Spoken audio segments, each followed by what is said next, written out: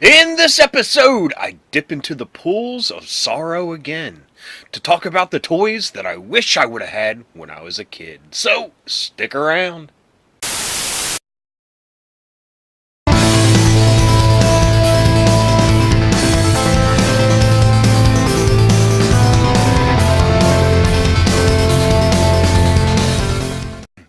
Hello, friends, and welcome to Days of Dorker Past. My name's Rob, and in this episode, I'm going to relive some of those childhood memories, or should I say nightmares, of some of the toys that I never got. The list of toys that I wish I would have had is far bigger than the list of toys that I actually did have. That's just one of the things that happens when you grow up with a family that lives paycheck to paycheck. That's the reality. Of course, this is not a big problem when you look at the huge world that we live in and the atrocities people go through daily. But as a jaded adult looking back at my childhood, I can shake my fist at whomever and just feel a little bit bitter. I'm entitled. Anyway, to kick things off, one of the biggest things that I wish I would have had as a kid, and they're actually available now, but at a price I wouldn't want to pay, are the Coleco tabletop arcade games. Released in 1981, they had titles such as Pac-Man, Miss Pac-Man, Donkey Kong, Zaxxon, Frogger, and Galaga.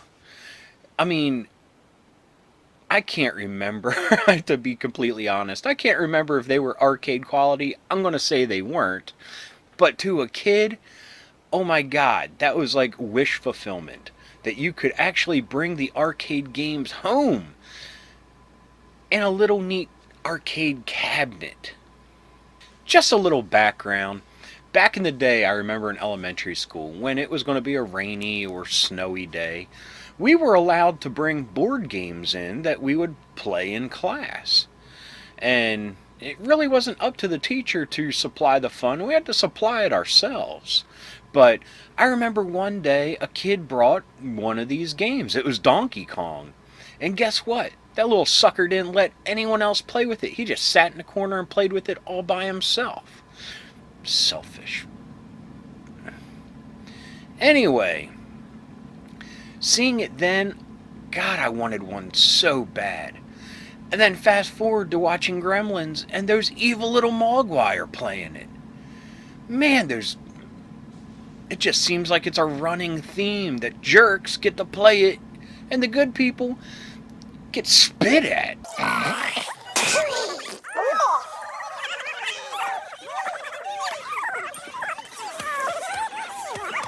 The closest I ever got to having one was that they released a Tron one. It wasn't a complete cabinet, but it was like a little full game, but I was only allowed to borrow it from a friend of the family's kid. So it wasn't in my life that long, but when I had it, I was in seventh heaven. Now that Tron game, I should put that on the list because if I ever do come across one of those, that sucker is mine. Number 2 on the list is Yoda the Jedi Master. Now this toy, you gotta look back at this. This is before we had anything really that grandiose. Not a lot of things talked or lit up or did really awesome things. Not like the Yoda that came out a few years ago that could swing a lightsaber around, or you put the cane in his hand and he spouts off wisdom to you. No. This was pretty much a magic 8-ball within a Yoda sleeve. So you would shake it. I look not so good. Honestly, it's not setting the world on fire, but I wanted it so bad. I remember being on a shopping trip with my grandparents and seeing it. And I think, maybe it was $10, maybe. But they looked at it like it was the devil because they had a much more strict religious outlook on things that I did and my parents did. So, something that told the fortune must be the work of Satan. Of course, package that in a little green dude with big ears, and it just spells evil. Number 3 on the list is Grubby, from the Teddy Ruxpin toy line. Made by Worlds of Wonder in 1985. I can kind of see why my parents didn't want to make the investment. I was 9 years old. Why would I want a big talking caterpillar thing? I mean, if I was younger, maybe. But let's be real. All the World of Wonder toys and most of the Teddy Ruxpin toy line were priced astronomically high. But that's what you get when you get a tape recorded version of an AI that could talk to you and be your pal. Show and tell time. Another teddy bear? My teddy's name is Teddy Ruxpin. He talks, he tells stories, Four batteries not included. Hi, my name is Teddy Ruxpin. Can you and I be friends? Yeah. I really enjoy talking to people. I would like you. Teddy Ruxpin, the storytelling bear, comes with illustrated book and cassette from Worlds of Wonder. But there's just something about Grubby. I still look at the toy, and there's just something about it that spoke to me. Maybe it was his centaur-like appearance. He had multiple legs, which is pretty cool. But, I mean, he's a neat little monster toy. Well, not little. He's pretty big. But there's just something about that dude that I really liked. And maybe if I saw one cheap enough, I would pick it up. But it would take up a lot of shelf space. But to finally be able to have him in my collection, that would be awesome. He does get some minus points because in the cartoon, of course, they made him a dullard, like any good sidekick back in the 80s. Number 4 on the list is a vinyl stuffed E.T. He was probably made of the leftover remnants of like a Dodge Charger's interior. I'm sure if you let that sucker out in the sun, you'd end up with a 3rd-degree burn on your face if you tried to hug him, which kind of fits with his glowing chest and finger. But anyway, there's just something about this little sucker that I always wanted. There were plenty of knockoffs that you could get from the local carnival that just didn't look right, but there was an official one.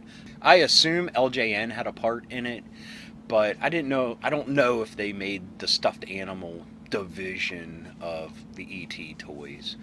But anyway, there's just something special about it. I come across it on eBay and I'm so close to buying it now, but I never pull the trigger. Would you have to wax that dude with Armor All to keep him supple and huggable? Number 5 is a transforming chronoform watch. Yes, the little watch with the transformer that would pop out. God, I wanted one. I can remember you could get them with your transformer points from the packaging. I don't think I ever saved enough. I don't think I ever had enough transformers to get anything out of those little catalogs. And the ones in the store, they were cool, but they were kind of expensive.